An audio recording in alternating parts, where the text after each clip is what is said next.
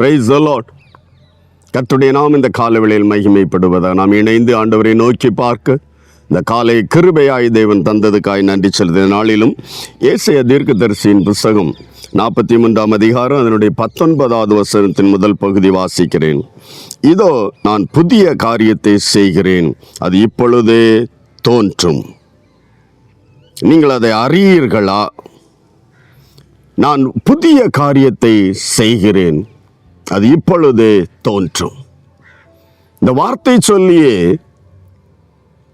கிறிஸ்துவுக்கு முன்பு 400 ஆண்டுகளுக்கு முன்பு எழுதப்பட்ட வார்த்தை தான். இன்றும் அது உயிருள்ளதாய் நான் புதிய காரியத்தை, இன்றைக்கும் அந்த வார்த்தை, எப்பொழுதெல்லாம் அந்த வார்த்தை உன்னுடைய செவிகளில் வருகிறதோ வேதம் அந்த வார்த்தை உயிரூட்டுகிறது.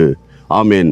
காலங்களை கடந்த தேவனுடைய வார்த்தை இன்றைக்கு என்று சொல்லும்போது இந்த வார்த்தை எப்பொழுது நீ ஏற்றுக்கொண்டு ஒரு புதிய காரியத்தை என் வாழ்க்கையில் எப்படி நடக்குமோ, ஆமேன், ஆண்டுகள் கடந்தோடுகிறது, என்ன சம்பவிக்குமோ என்று நினைக்கிறாயோ, இந்த காலை வேளையில் ஒரு புதிய காரியத்தை நான் செய்கிறேன், அது இப்பொழுதே நிறைவேறும், இப்பொழுதே அது தோன்றும். இந்த நாட்களில் ஆண்டவருடைய சமூகத்தில் நம்ம விட்டு கொடுத்தப்பா ஒரு புதிய காரியத்தை செய்வேன் என்று சொன்னீரே. என் வாழ்க்கையில் நான் பல நாட்களாய், பல மாதங்களாய் முயற்சி எடுத்து தோற்று போனேன், முயற்சி எடுத்து வாய்க்காமல் போனேன், அது கிரியை செய்ய முடியாமல் போன விஷயங்கள் உண்டப்பா. இன்றைக்கு அந்த காரியத்தை உடைய கரத்தில் ஒப்பு கொடுக்கிறேன். இயேசுப்பா, எனக்கு உதவி செய்யுங்க.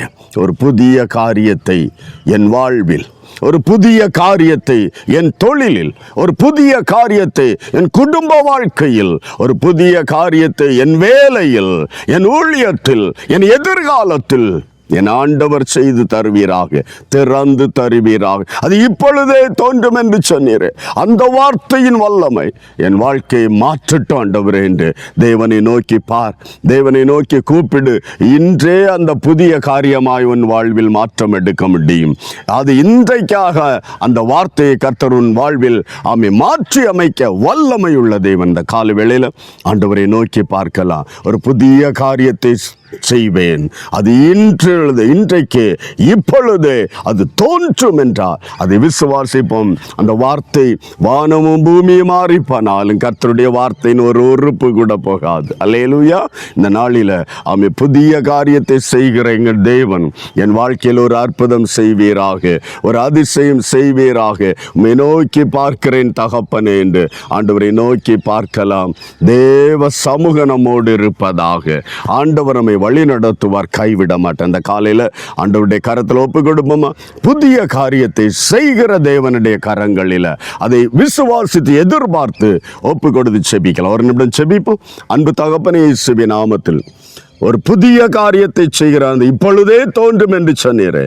இந்த வார்த்தையை யார் யார் விசுவாசித்து எந்தெந்த வாழ்க்கையின் எந்தெந்த காரியங்களில் பகுதிகளில் ஒரு புதிய காரியம் தோன்ற வேண்டும், ஒரு புதிய வழி தோன்ற வேண்டும், ஒரு புதிய ஒரு சமாதானம் தோன்ற வேண்டும் என்று யார் யார் உம்மை நோக்கி கூப்பிடுகிறார்களப்பா, ஒவ்வொருவர் மேலும் இந்த வார்த்தை ஜீவனாய் கடந்து சொல்லட்டும், இந்த வார்த்தை அதிகாரமாய் கடந்து சொல்லட்டும். ஒரு அற்புதமாய் இந்த வார்த்தையை கொண்டு, அதிசயமாய் இந்த வசனத்தை கொண்டு கர்த்தர் கிரியை செய்வீராக. அது இப்பொழுதே அவர்கள் வாழ்க்கையில், அவருடைய குடும்பத்தில், அவருடைய வேலையில், தொழிலில், பிசினஸில் தோன்ற பண்ணுவீராக.